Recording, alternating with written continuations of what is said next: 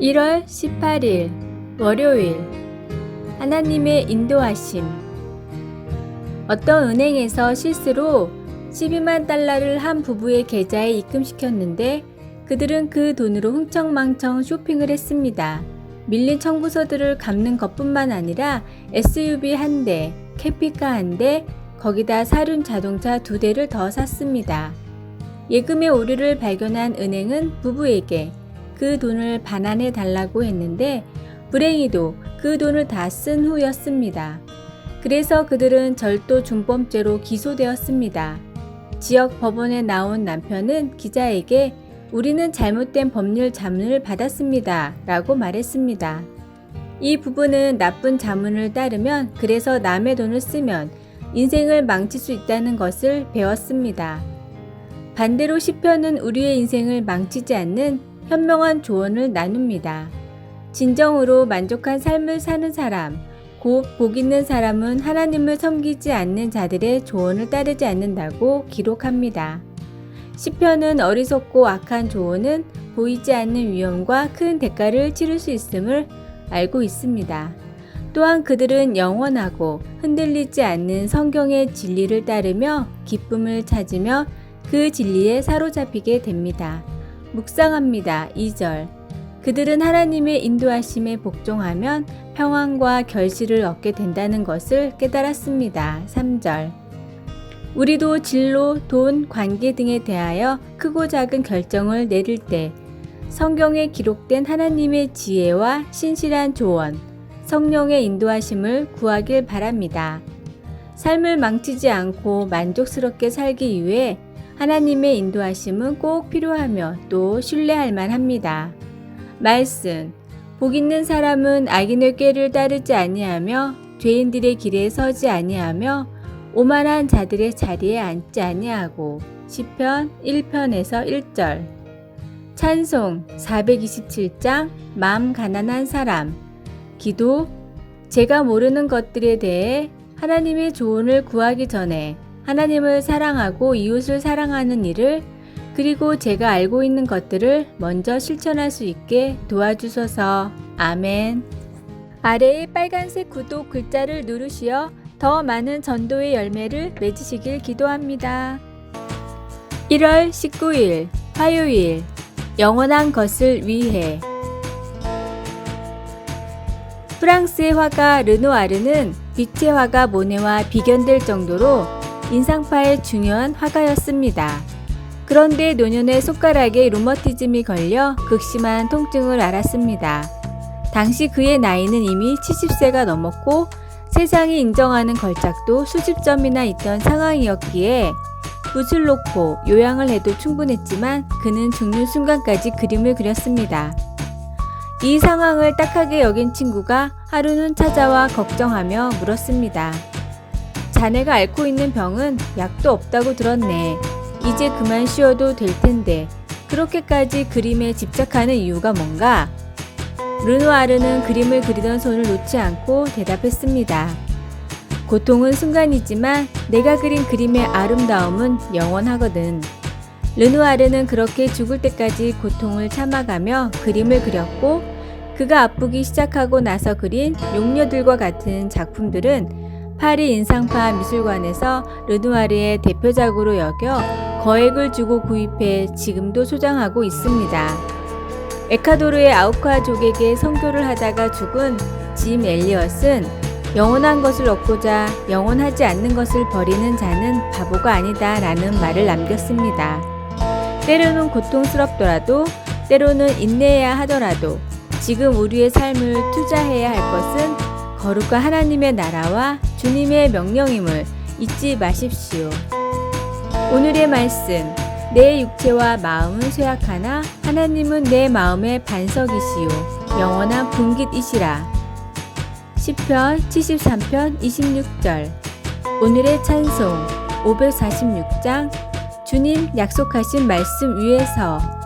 오늘의 만나. 주님이 주신 것들을 올바로 사용하게 마음을 주장하여 주소서. 무엇을 위해 살고 있는지 최근의 삶을 돌아보고 방향을 주님께로 수정합시다. 아래의 빨간색 구독 글자를 누르시어 더 많은 전도의 열매를 맺으시길 기도합니다. 1월 20일 수요일 물질 이상의 것을 나누기. 아니 나눠 갖기 싫어. 막내 아이가 자기의 많은 레고 조각 중 단 하나라도 나누어 가져야 한다는 말에 속이 상해서 울었습니다. 아이의 철없는 행동을 보고 눈을 치켜뜨기는 했지만 사실 그런 태도는 아이들한테만 있는 것은 아닙니다. 나 자신의 삶에서 실제 모든 인간들의 경우에서 다른 사람에게 너그럽고 후하게 베풀기를 완강히 거절하는 경우가 얼마나 많이 있는지요. 예수님을 믿는 우리는 우리의 삶까지도 서로 나누라고 부름받았습니다. 룻은 시어머니인 나오미에게 바로 그렇게 했습니다. 가난한 과부였던 나오미는 룻에게 줄 수 있는 것이 거의 없었습니다. 그러나 룻은 떠나지 않을 것이며 죽어서도 서로 헤어지지 않겠다고 맹세하며 시어머니와 함께 했습니다.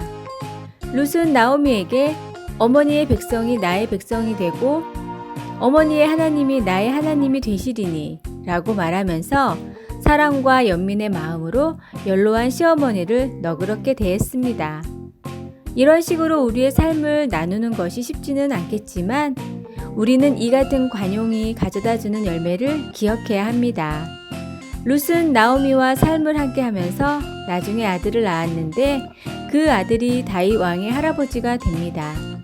예수님은 그분의 생명을 우리와 나누시고 들림받아 지금은 하늘에 계신 아버지의 오른편에서 다스리고 계십니다. 우리가 서로 아낌없이 나눌 때 훨씬 더 위대한 삶을 경험하리라는 것을 확신할 수 있습니다. 말씀. 어머니의 백성이 나의 백성이 되고 어머니의 하나님이 나의 하나님이 되시리니. 룻기 1장 16절. 찬송 311장. 내 너를 위하여. 기도. 예수님, 우리의 삶을 다른 사람들과 나눌 때 주님의 사랑의 마음을 보여줄 수 있게 해주소서. 아멘. 아래의 빨간색 구독 글자를 누르시어 더 많은 전도의 열매를 맺으시길 기도합니다. 1월 21일 목요일 태양과 나. 유대인의 속담에 이런 말이 있습니다. 태양은 당신이 없어도 떠오르고 또 당신이 없더라도 변함없이 진다. 사람들은 마치 태양이 자기를 위해 뜨고 지는 것처럼 착각하며 살기 쉽습니다.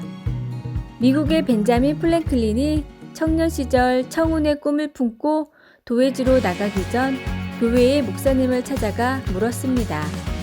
목사님, 앞으로 제가 성공하려면 어떻게 처신해야 할까요?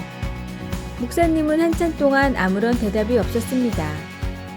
분위기가 어색해진 플랭클린은 슬그머니 일어서서 작별 인사를 했고 문 밖으로 나오려다 문설주의 머리를 세차게 들이받고 말았습니다. 플랭클린은 아픔에 얼굴이 찡그러졌습니다. 그 모습을 본 목사님이 그제서야 그를 불러세워 이렇게 말씀하셨습니다.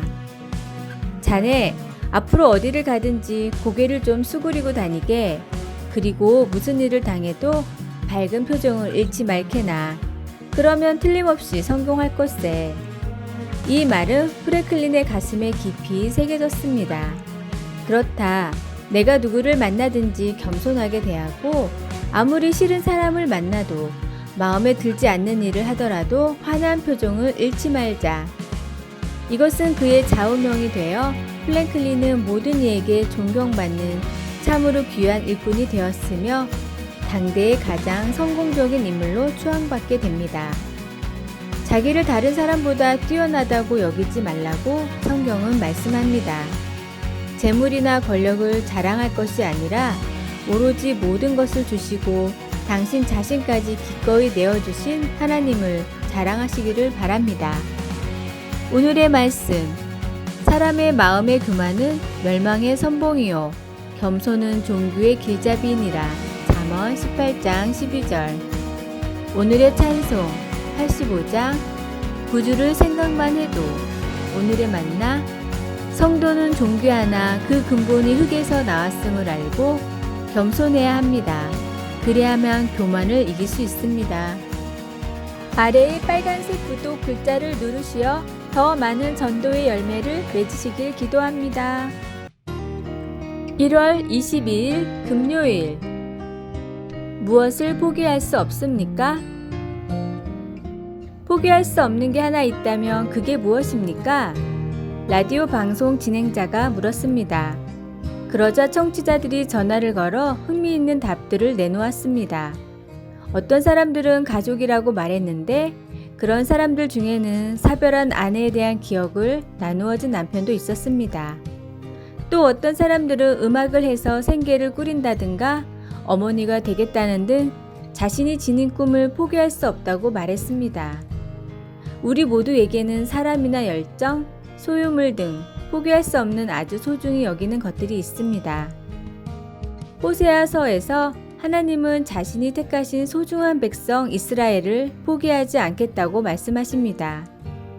이스라엘을 사랑하는 남편으로서 하나님은 이스라엘에게 필요한 모든 것, 즉 땅과 먹을 것, 마실 것, 의복, 그리고 안전한 삶을 제공해 주셨습니다. 그럼에도 이스라엘은 부정한 아내처럼 하나님을 거부하고 그들의 행복과 안전한 삶을 다른 곳에서 찾았습니다. 하나님이 뒤따라가면 갈수록 이스라엘은 점점 더 멀리 달아났습니다. 그처럼 하나님께 깊은 상처를 입혔어도 하나님은 이스라엘을 버리지 않으셨습니다. 대신 이스라엘을 구원하기 위해 그 백성들을 훈육하시며 이스라엘과의 관계를 다시 회복하기를 간절히 바라셨습니다. 오늘날 모든 하나님의 자녀들은 호세아 선지자가 전한 하나님 말씀을 그대로 믿어도 됩니다. 그것은 하나님의 사랑은 우리를 결코 버리지 않는 사랑이라는 것입니다. 만일 우리가 하나님을 떠나 방황할지라도 그분은 우리가 돌아오기를 바라십니다. 하나님이 우리를 징계하실 때에도 우리를 버리시려는 것이 아니라 우리를 부르시는 표시이기에 우리는 위로받을 수 있습니다. 우리는 하나님께 귀한 존재입니다. 하나님은 우리를 포기하지 않으십니다. 말씀, 높음이나 깊음이나 다른 어떤 피조물이라도 우리를 우리 주 그리스도 예수 안에 있는 하나님의 사랑에서 끊을 수 없으리라. 로마서 8장 39절. 찬송 290장 우리는 주님을 늘 배반하나. 기도, 우리를 절대 포기하지 않으시는 하나님의 사랑에 감사드립니다. 하나님을 전심으로 사랑할 수 있도록 도와주소서. 아멘.